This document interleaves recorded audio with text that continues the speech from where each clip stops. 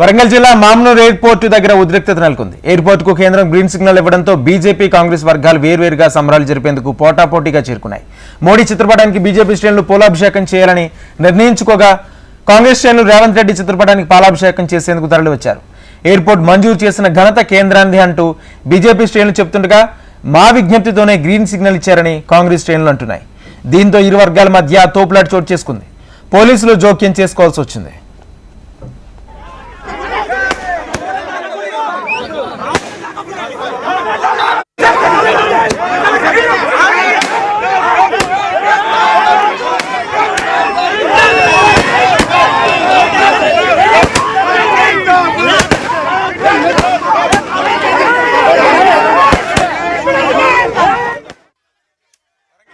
Congress BJP శ్రేణుల మధ్య వివాదంపై మరింత సమాచారం మా ప్రతినిధి అనిల్ అందిస్తారు.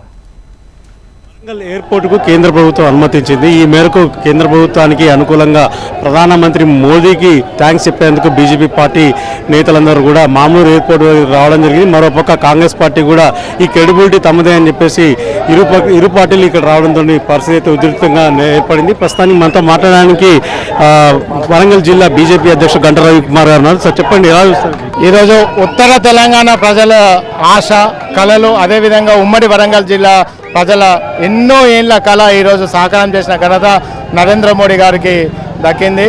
ఈరోజు నరేంద్ర మోడీ గారు వరంగల్ జిల్లాలోని మామ్నూర్ ఎయిర్పోర్టు గత 36 సంవత్సరాల నుంచి కూడా అది కలగానే ఉంది. దానిని వేగవంతం చేయడానికి నిన్న నరేంద్ర మోడీ గారి నాయకత్వంలోని ఎయిర్పోర్ట్ మినిస్టర్ రామ్మోహన్ నాయుడు గారు ఓ జీవోని రిలీజ్ చేయడం జరిగింది. ఈ ఎయిర్పోర్టుకు సంబంధించిన ఇన్ఫ్రాస్ట్రక్చర్ కోసం ప్లానింగ్ మొత్తంను కూడా డిపిఆర్ సిద్ధం చేసుకొని పనులను వేగవంతం చేయాలని జీవోని రిలీజ్ చేయడం జరిగింది. దానికోసం ఈరోజు మేము భారతీయ జనతా పార్టీ నుండి అదేవిధంగా ఉమ్మడి వరంగల్ జిల్లా ప్రజలు, స్థానిక మామ్నూర్ ప్రజలందరూ కూడా నరేంద్ర మోడీ గారికి ధన్యవాదాలు చెప్పే కార్యక్రమాన్ని ఏర్పాటు చేసుకోవడం జరిగింది. ఈ ధన్యవాద కార్యక్రమంలో స్థానిక ప్రజలు పెద్ద ఎత్తున వచ్చి మోదీ గారికి పుష్పాభిషేక కార్యక్రమం చేపట్టడం జరిగింది. ఎన్నో ఏళ్ల నుండి కలగా ఉన్న ఈ వరంగల్కి ఎయిర్పోర్ట్ రావడం వల్ల ఒక ఇన్ఫ్రాస్ట్రక్చర్ డెవలప్మెంటే కాకుండా ఇక్కడ స్థానికంగా ఒక టూరిజం డెవలప్ అవుతుంది. అదేవిధంగా వ్యాపారం, మనకు ఇక్కడ రైతు యొక్క మార్కెట్ యార్డు ఏషియాలో బిగ్గెస్ట్ మార్కెట్ యార్డు. మనకు వరంగల్కు మిర్చి కానీ, పత్తి కానీ, పసుపు కానీ, ఇక్కడ మరి వేరే ధాన్యాలు కానీ ఒక క్రెడిబిలిటీ ఉంది. వాటికి సరైన ధర రావాలి, ఇంటర్నేషనల్ మార్కెట్లో వాటికి డిమాండ్ రావాలన్న కూడా ఈ ఎయిర్పోర్ట్ సాకారం అవుతుంది. అదేవిధంగా వస్త్ర వ్యాపారులు చాలా బట్టల బజార్ అనేది పేరుగాంచిన ప్లేస్. వారు కూడా ఈ బొంబాయి, బెంగళూరు, పూణే నగరాల నుండి కూడా ఎప్పటికీ ట్రావెల్ చేస్తుంటారు. దాంతోపాటు ఇక్కడ హోల్సేల్ రంగం బట్టల వ్యాపారులు కూడా పెరగడానికి అవకాశం ఉంటుంది. అదేవిధంగా ఇక్కడ ఉన్న NIT kids college, KMC college ద్వారా ఇక్కడ ఉన్న యువతలో నైపుణ్యాలు పెంది ఇక్కడనే వాళ్ళకి ఎంప్లాయ్మెంట్ దొరికే అవకాశం, ఉద్యోగ అవకాశాలు పెరిగే అవకాశం ఉంటుంది. దాంతో వరంగల్ నగరం ఒక స్థాయి నుంచి ఒక మెట్రో నగరం స్థాయికి వెళ్ళడానికి ఈ ఎయిర్పోర్టు దోహదం పడుతుంది. ముఖ్యంగా చెప్పాలి అంటే నరేంద్ర మోడీ గారు తెలంగాణ అభివృద్ధికి కంకణబద్దులై ఉన్నారు. ఎప్పుడైతే రీజనల్ కనెక్టివిటీ పెరుగుతుందో, మన తెలంగాణ రాష్ట్రంలో ఒకటే ఒక ఎయిర్పోర్ట్ ఉంది, హైదరాబాద్. ఎప్పుడైతే ఈ రీజనల్ కనెక్టివిటీ ఎప్పుడైతే పెరుగుతుందో తెలంగాణ యొక్క ఆర్థిక అభివృద్ధి పెరుగుతుందనే ఉద్దేశంతో ఈరోజు మామ్నూర్ ఎయిర్పోర్ట్ని ఇవ్వడం జరిగింది. ఎప్పటివరకు ఇది పూర్తి పనులన్నీ ఎప్పటివరకు అయ్యే అవకాశం? ఇప్పుడు ముఖ్యంగా ఇక్కడ రాష్ట్ర ప్రభుత్వము 253 ఎకరాలను రైతులకు వాళ్ళ నష్టపరిహారం ఇవ్వాలి. అది మార్కెట్ రేటుకు దగ్గరలో ఉండి మార్కెట్ రేటును ఆధారంగా చేసుకొని ₹1 ఎక్కువగా రైతులకు ఇస్తే వాళ్ళ కళ్ళలో ఆనందంతో మనం ఎయిర్పోర్ట్ నిర్మించుకోవడం జరుగుతుంది. వారు ల్యాండ్ అక్విజిషన్ ఇమ్మీడియట్గా చేస్తే మనం ఈ సంవత్సరంలోనే మనం ఇక్కడ నుంచి ప్రయాణం సాగించవచ్చు. మీరు మర్దనపేట ఎమ్మెల్యే ఉన్న సమయం నాటి నుంచి ఇప్పటి వరకు జరిగిన పరిణామాలు ఏంటి? అంటే ఎయిర్పోర్ట్ కోసం ఇప్పుడు ఇక్కడ వర్ధనపేట ఎమ్మెల్యేగా నేను గతంలో 2009, 2014 వరకు కూడా ఎక్కువ శాతం నేను పేద ప్రజలకు, ఇక్కడున్న ప్రజలకు మంచి సదుపాయాలు కావాలి. దేవాలయాలు కావచ్చు, తర్వాత ఇలాంటి ఎయిర్పోర్ట్లు కావచ్చు, మార్కెట్లు కావచ్చు, ఇందాక అన్నట్టు అన్నిటి మీద కూడా పెద్ద ఎత్తున ఈ ఏనుమాల మార్కెట్ కూడా వర్ధనపేట కాన్స్టిట్యున్సీ ఉంది, ఎయిర్పోర్ట్ కూడా వర్ధనపేట కాన్స్టిట్యున్సీలోనే. ఈ నగరానికి చుట్టుపక్కల కూడా వర్ధనపేట కాన్స్టిట్యున్సీ. దీంట్లో ఎక్కువ శాతం పేదలు, రైతు కూలీలు ఉన్నారే.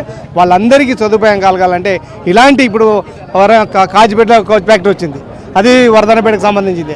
ఇప్పుడు అదేవిధంగా మార్కెట్ ఉన్నది. ఇవన్నీ కూడా ఏదైతే పేద ప్రజల కొరకు ఈ టెక్నాలజీ రావడం వల్ల, దీనివల్ల ఇలాంటి ఎయిర్పోర్ట్లు కావచ్చు, కోచ్ ఫ్యాక్టరీ కావచ్చు రావడం వల్ల వర్ధనపేట ప్రజలకు ఇంకింత మెరుగైన ఆశలు, వారికి ఉద్యోగ వృద్ధి కలుస్తాయి. కాబట్టి ప్రత్యేకంగా నేను వర్ధనపేట నియోజకవర్గ తరఫున మరి తెలంగాణ రాష్ట్ర తరఫున మోదీ గారికి కృతజ్ఞతలు తెలియజేస్తున్నాను.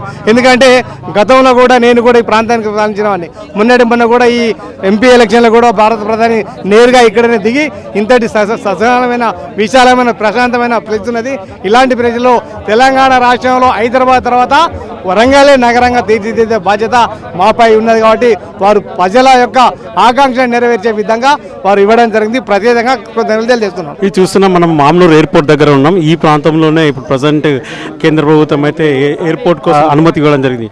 ఈ ప్రాంతంలో 696 ఎకరాలు ఇప్పటికే రాష్ట్ర ప్రభుత్వం సేకరించింది. మరో 253 ఎకరాల కోసం 2500 కోట్లను కూడా రాష్ట్ర ప్రభుత్వం గత నవంబర్లో ఏర్పాటు చేయడం జరిగింది. ప్రస్తుతం మనం చూస్తున్నాం మామూలు ఎయిర్పోర్ట్ సంబంధించిన ఇది రన్వే పనుల కోసం ఇదంతా ఏర్పాటు చేయడం జరిగింది. ప్రస్తుతానికి ఇవంతా కూడా ఎవరు లోపలికి వెళ్ళకుండా మాత్రం లాక్ చేయడం జరిగింది.